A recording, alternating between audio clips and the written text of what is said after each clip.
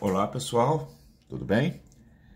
Dando continuidade aí ao estudo das leis de Newton, nós vamos falar sobre a terceira lei, que está aí na nossa aula número 10.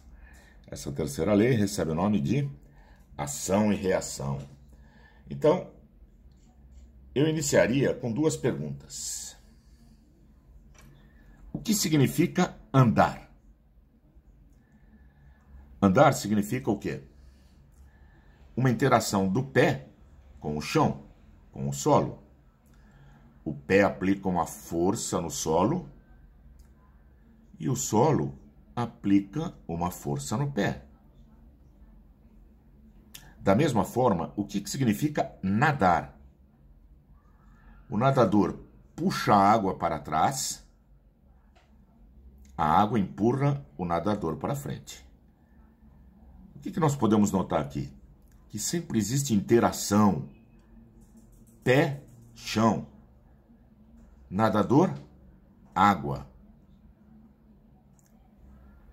Então, quando nós damos uma olhada nisso, podemos dizer que o quê?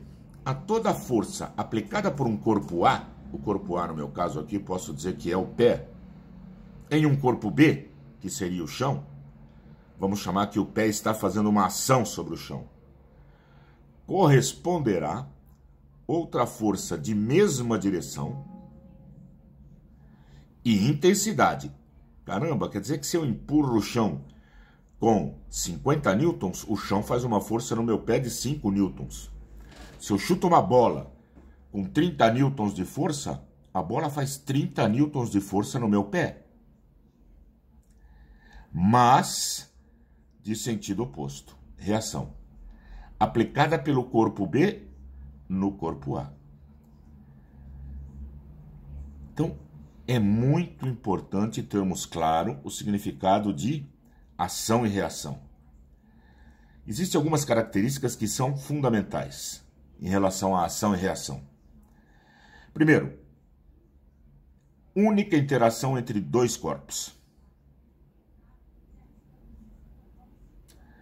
Segundo, ação e reação ocorrem simultaneamente. Terceiro, elas têm mesma intensidade. Quarto, uma está num corpo, a outra está no outro corpo que está interagindo. Então, nunca forças de ação e reação estão no mesmo corpo. Isso vocês têm que ter muito claro. Então, poderíamos dar uma lida nos probleminhas para podermos o quê? Melhorar essa conceptualização. Então, vamos olhar o primeiro aí, que é um probleminha do Enem. Durante uma faxina, uma mãe pediu que o filho ajudasse deslocando um móvel para mudá-lo de lugar. Para escapar à tarefa, o filho disse ter aprendido na escola que não poderia puxar o móvel, pois a terceira lei de Newton define que... Um minuto só.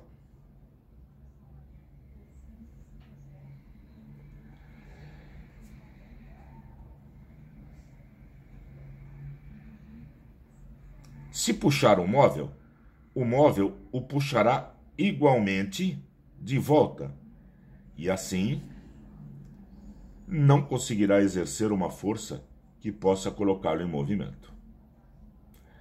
Qual argumento a mãe utilizará para apontar o erro de interpretação do garoto? Onde é que está o erro de interpretação do garoto? Nós acabamos de ver que o par ação e reação não está aplicado no mesmo corpo. Se o garoto empurra o móvel, a reação agora é do móvel sobre o garoto. Então, a ação está no móvel, a reação está no garoto. Então, são forças que não se anulam. Forças para se anularem têm que estar aplicadas ao mesmo corpo. Então, onde é que está a resposta disso? Está na alternativa E. O par de forças de ação e reação não atua em um mesmo corpo. Tranquilo? Isso eu não posso esquecer jamais. 2. Discutindo a relação entre as forças aplicadas a um corpo e a utilização das leis de Newton para interpretar os desdobramentos da aplicação dessas forças, um aluno formulou a seguinte hipótese: se um ventilador ligado a baterias portáteis fosse fixado num barco, vejam que o ventilador está fixado no barco, pequeno, e ligado de modo que direcionasse o vento contra a vela do barco, eu quero saber o que vai acontecer. O que o ventilador vai fazer sobre o barco? Vai jogar o vento sobre o barco. Perfeito? Então o ventilador empurra, joga o vento para frente, o vento joga o ventilador por trás. Esse vento bate na vela, que também está fixa no barco. Então, se ela está fixa no barco, tanto ventilador, barco e vela formam um sistema único.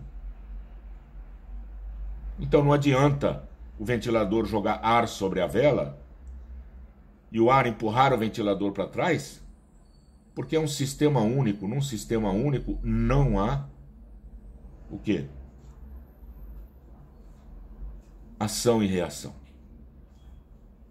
Então significa dizer que num sistema único, se tem uma força que empurra a vela para lá e uma força que para a direita, o ar empurra a vela para a direita e o ar empurra o quê? O ventilador para a esquerda, e é um sistema único, não vai ter força resultante, não vai haver movimento.